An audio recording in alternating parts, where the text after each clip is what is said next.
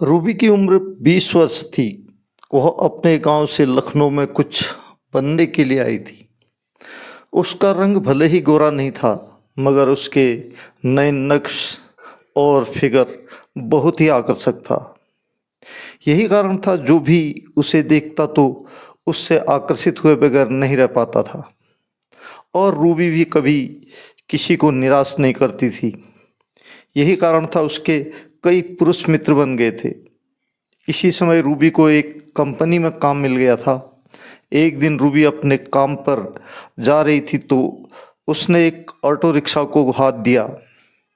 Auto rickshaw वाले ने Ruby को अपने ऑटो रिक्शा में बिठाकर उसके कंपनी तक छोड़ दिया और इसी बीच रूबी को लाने और ले जाने के लिए रेट भी तय कर लिया।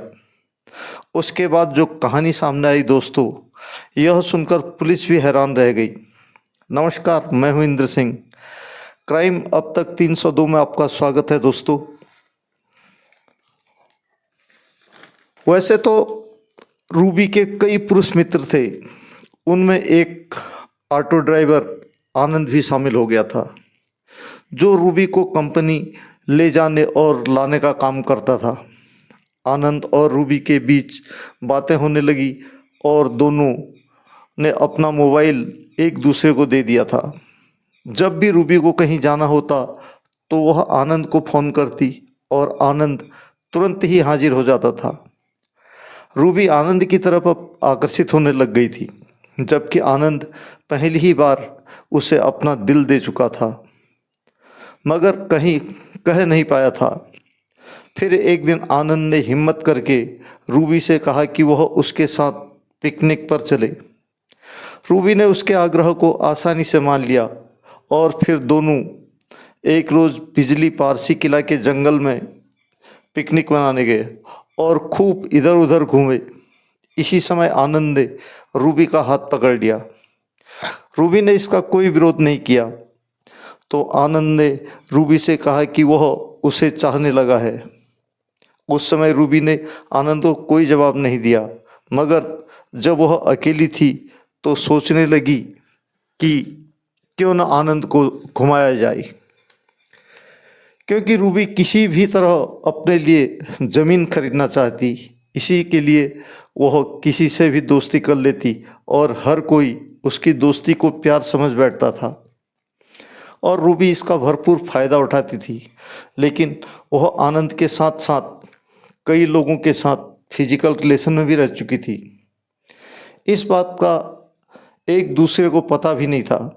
आनंद समझ रहा था कि रूबी सिर्फ उसी की है, लेकिन कहानी में यहाँ से एक और किरदार की एंट्री होती है, जिसका नाम है इंद्रपाल यादव, जो मूल रूप से सीतापुर उत्तर प्रदेश का रहने वाला था।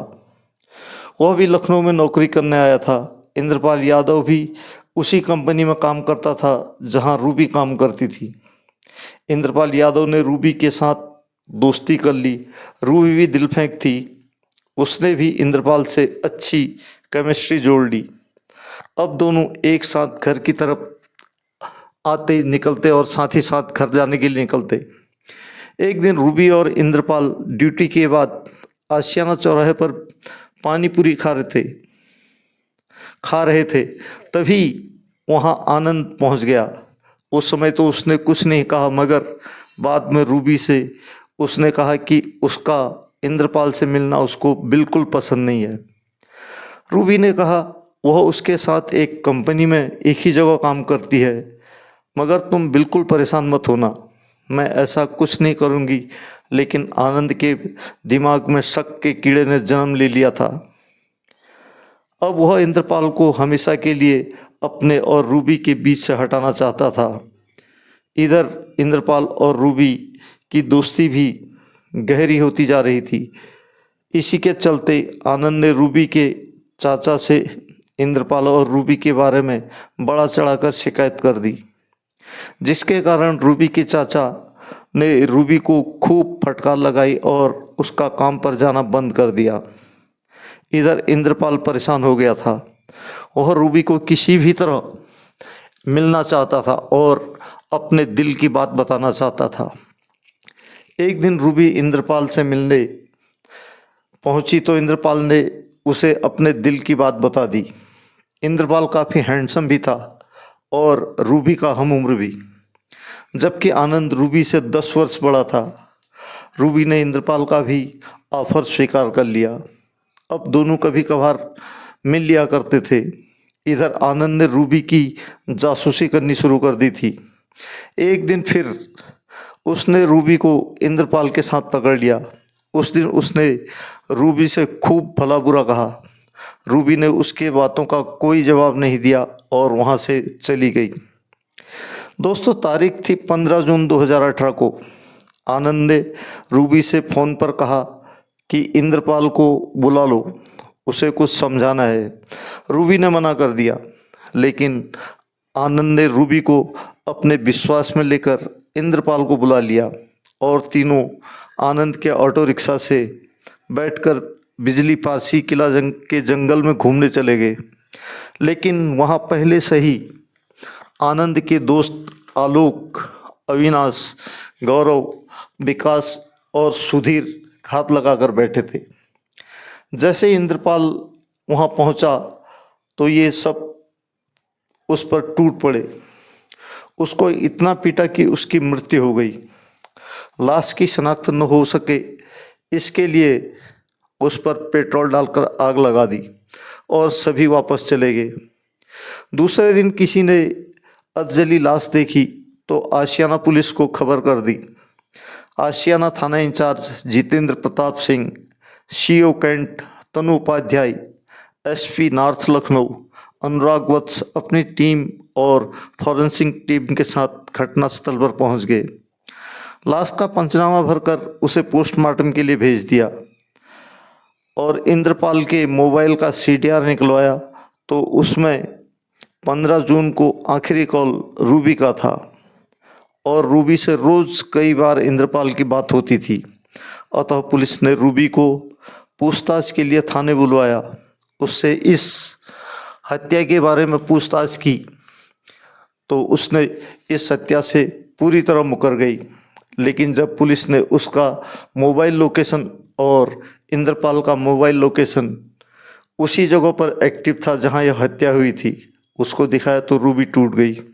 उसने पुलिस को इस हत्या की जो वजह बताई वह मैं आपको पहले बता चुका हूँ। रूबी की निशानदेही पर सभी आरोपियों को गिरफ्तार कर कोर्ट में पेश किया, जहां से रूबी सहित सभी को जेल भेज दिया गया। दोस्तों, ये होती है हवस और लालच की एक ऐसी कहानी जिसने रूबी कुछ बनने आई थी लेकिन अब सलाखों के पीछे है। वहीं जो आनंद था वो ये सोच रहा था कि रूबी सिर्फ उसकी है, लेकिन रूबी खेली खाई थी, इसलिए वो किसी की नहीं हो पाई और बेचारा इसमें जो इंद्रपाल यादव था वो बेमौत मारा गया, जो सिर्फ एक तरफ जो पूरे विश्वास के साथ रूबी की चाहने लगा था। दोस्तों, ये थी आज की सच्ची कहानी लखनऊ की रूबी की, जो पुलिस सूत्र पर आधारित है। आपको कैसी लगी कमेंट बॉक्स में कमेंट कीजिए। हाँ, आपसे अनुरोध है दोस्तों, इस चैनल को आप प्लीज़ सब्सक्राइब कर लीजिए और बेल आइकन भी दबा दीजिए। इसे लाइक और शेयर भी कीजिए। तो मिलता हूँ किसी ऐसे ही और सत्य घटना के साथ। तब तक जय हिंद, वंदे मातरम।